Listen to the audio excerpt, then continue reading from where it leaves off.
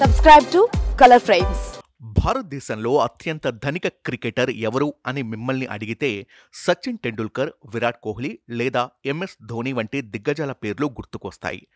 కానీ ప్రపంచంలోనే అత్యంత సంపన్న క్రికెటర్ భారత్కు చెందిన వ్యక్తి అని మీకు తెలుసా? అతని పేరు చాలా తక్కువ మందికి తెలుసు. ఈ దిగ్గజ ఆటగాడు భారతదేశంలోనే కాకుండా ప్రపంచంలోనే అత్యంత ధనిక క్రికెటర్గా గుర్తింపు పొందాడు. భారతదేశంలో అత్యంత సంపన్న వ్యాపారవేత్తలలో కుమార్ మంగళం బిర్లా ఒకరు.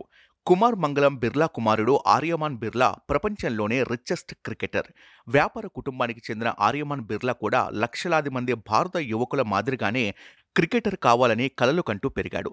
తన కఠోర శ్రమతో మధ్యప్రదేశ్ జట్టులో చోటు సంపాదించాడు. కానీ 2019 తర్వాత అతను క్రికెట్ నుండి అకస్మాత్తుగా విరామం తీసుకున్నాడు. మళ్లీ తిరిగి రాలేదు. అతను కేవలం 22 సంవత్సరాల వయసులో క్రికెట్ను వీడాడు.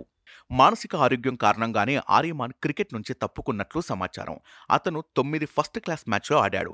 అందులో 414 పరుగులు చేశాడు. ఈ సమయంలో అతని అత్యధిక స్కోరు 103 పరుగులు.